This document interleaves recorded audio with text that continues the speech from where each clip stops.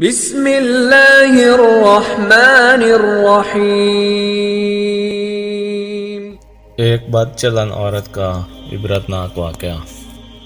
علامہ ابن جوزی اپنی کتاب میں لکھتے ہیں، ابن نجی نے ایک بااعتماد دوست کا واقعہ بیان کیا ہے کہ ایک رات میں نے خواب میں دیکھا میرے گھر کے قریب جو قبرستان ہے، اس قبرستان کے مردے اپنی اپنی قبروں سے نکلے ہیں اور ایک جگہ اکٹھے ہو رہے ہیں، حتیٰ کہ تمام اہل قبور ایک جگہ اکٹھے ہو رہے ہیں۔ پھر انہوں نے گریہ زاری شروع کر دی اور گڑ گڑا کر دربار الہی میں دعا کرتے ہیں، یا اللہ تو فلاں عورت جو صبح مر گئی ہے وہ ہمارے قبرستان میں دفن نہ ہو، اللہ ہمیں اس سے بچا لے۔ یہ گریہ زاری سن کر میں نے ایک مردے سے پوچھا، ماجرا کیا ہے؟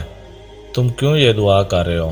اس نے بتایا، جو عورت آج مری ہے جہنمی ہے، اگر یہ ہمارے قبرستان میں دفن کر دی گئی تو ہمیں اس کا عذاب دیکھنے میں تکلیف ہوگی، اس لیے ہم گریہ زاری کر رہے ہیں اور گڑ گڑا کر دعائیں مانگ رہے ہیں۔ یہ سن کر میں بیدار ہو گیا اور سخت پریشانی میں مبتلا ہو گیا۔ صبح ہوئی، قبرستان کی طرف نکلا اور دیکھا کہ گورگن قبر کو کھود رہا ہے۔ میں نے اس سے پوچھا، یہ کس کے لیے بنائی گئی ہے؟ انہوں نے بتایا، ایک مالدار تاجر کی بیوی فوت ہو گئی ہے، یہ قبر اس کے لیے کھدوائی گئی ہے۔ میں نے ان کو رات والا منظر بتا دیا۔ گورگن نے واقعہ سن کر قبر بند کر دی۔ اب میں انتظار کرنے لگا کہ کیا ہوتا ہے۔ تھوڑی دیر گزری تو چند آدمی آئے اور گورگنوں سے پوچھا، قبر تیار ہے؟ انہوں نے جواب دیا، یہاں قبر نہیں بن سکتی کیونکہ نیچے کیچڑ ہے۔ وہ آدمی یہ سن کر دوسرے ڈیرے پر چلے گئے، چونکہ وہاں بھی خواب والی بات پہنچ چکی تھی، اس لیے انہوں نے بھی قبر کھودنے سے انکار کر دیا۔ پھر وہاں سے وہ آدمی کسی دوسرے قبرستان گئے اور وہاں قبر بنوائی۔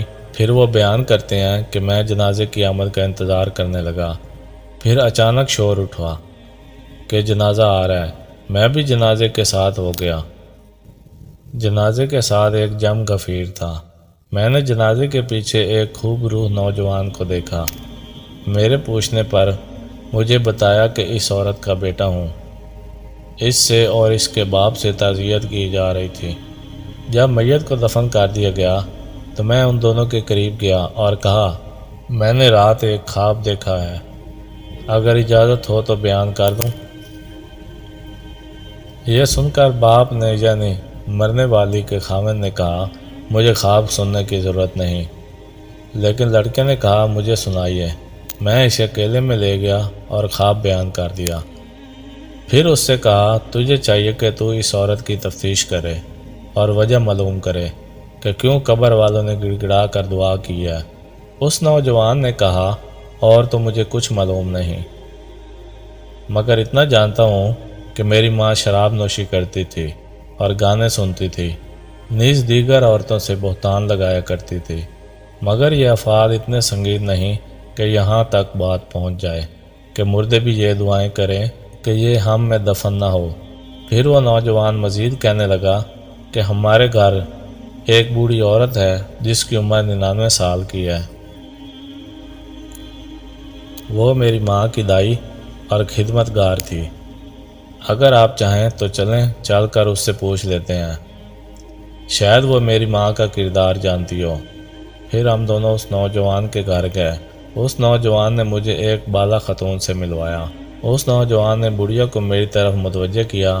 میں نے خواب بیان کر کے پوچھا، اماں کیا تیرے پاس کچھ معلومات ہیں؟ یہ سن کر بڑھیا کہنے لگی، میں اللہ سے دعا کرتی ہوں کہ وہ اسے بخش دے، وہ عورت بہت زیادہ بدکار تھی۔ اس پر نوجوان نے بڑھیا سے پوچھا، کیا میری ماں شراب نوشی، گانا سننے اور عورتوں پر بہتان لگانے کے سوا اور بھی کسی گناہ میں مبتلا تھی؟ بڑھیا نے کہا، بیٹا اگر تو برا نہ مانے تو میں تجھ کو بتا دیتی ہوں،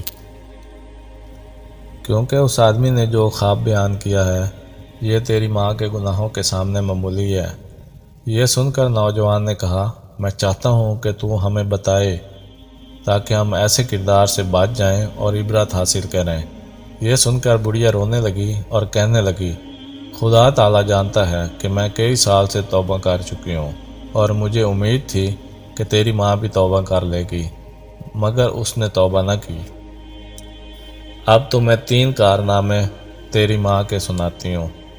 تو اس بڑھیا نے اس عورت کے لڑکے کو مخاطب کر کے کہا، تیری ماں بہت بڑی بدکار تھی۔ ہر دن 2 نوجوان اس کے گھر آتے تھے جس سے وہ اپنی خواہش پوری کرتی تھی، اور تیرا باپ بازار میں کام کرتا تھا۔ پھر تو جب جوانی کو پہنچا تو نہایت حسین و جمیل ہو چکا تھا۔ میں دیکھا کرتی تھی کہ تیری ماں تیری طرف شہوت کی نظر سے دیکھا کرتی تھی، حتیٰ کہ ایک دن تیری ماں نے مجھے کہہ دیا کہ میں اپنے بیٹے پر فریفتہ ہو گئی ہوں، لہٰذا کسی طریقے سے اس کو میری طرف راغب کر۔ میں نے یہ بات سن کر تیری ماں سے کہا، بیٹی یہاں تک کیوں جاتی ہے؟ تیرے لیے اور بہت سارے نوجوان ہیں جن سے تو اپنی خواہش پوری کر سکتی ہے، لہٰذا بیٹی تو اللہ تعالیٰ سے ڈر اور اس ارادے سے باز آ جا۔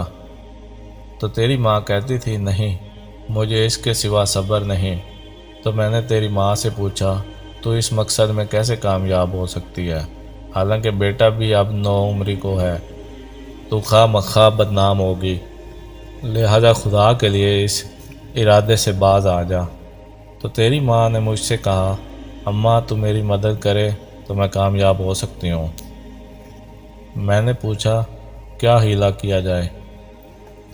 تو تیری ماں نے کہا کہ فلاں گلی کے مکان میں ایک عرضی نویس ہے، وہ رکے خط لکھ کر مردوں کو عورتوں سے ملاپ کراتا ہے اور اجرت لیتا ہے، تو اس کو کہہ کر وہ میرے بیٹے کو تحریر لکھے اور نام لیے بغیر کہے کہ ایک دوشیزہ تجھ سے عشق کی حد تک محبت کرتی ہے، وہ تجھ سے فلاں فلاں وقت ملاپ چاہتی ہے۔ اس بوڑھی عورت نے کہا، میں نے ایسا ہی کیا، اور جب تجھے میں نے وہ خط دیا تو بھی فریفتہ ہو گیا، اور تو نے لکھ دیا کہ مجھے منظور ہے، فلاں وقت میں آ جاؤں گا۔ تو میں نے تیری ماں کو وہ خط لا کر دے دیا۔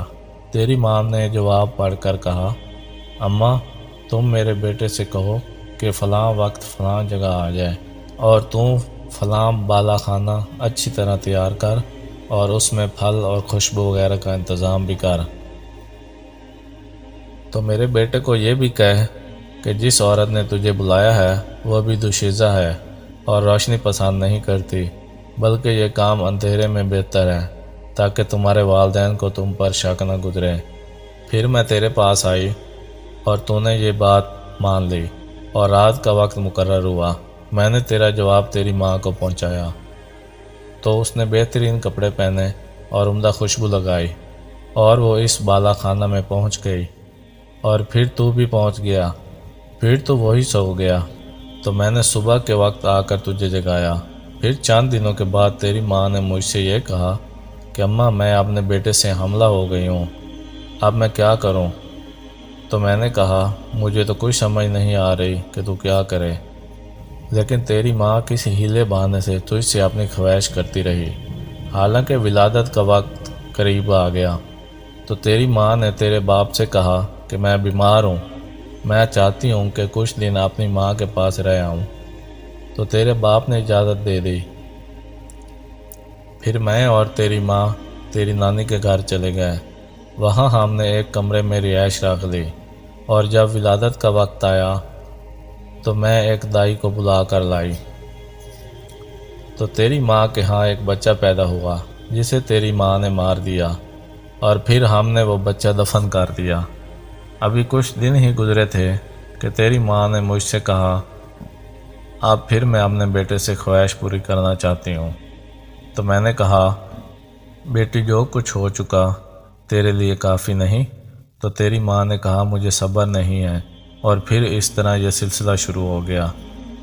پھر جب وہ بڑھیا دوسرا واقعہ سنانے لگی تو اس عورت کے بیٹے نے یہ کہہ کر بات ختم کر دی، اماں بس کر، اتنا ہی کافی ہے، اللہ تعالیٰ میری ماں پر لعنت کرے اور ساتھ تجھ پر بھی لعنت کرے۔ یہ کہہ کر وہ اٹھ کھڑا، اور میں بھی اس کے ساتھ ساتھ اٹھ کر آ گیا۔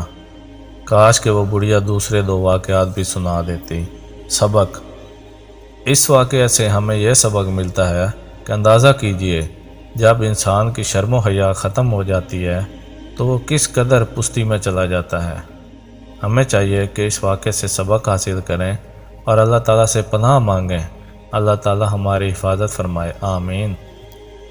تو دوستوں، اپنا بہت سارا خیال رکھیے گا۔ ملتے ہیں اگلی ویڈیو میں، تب تک کے لیے اللہ حافظ۔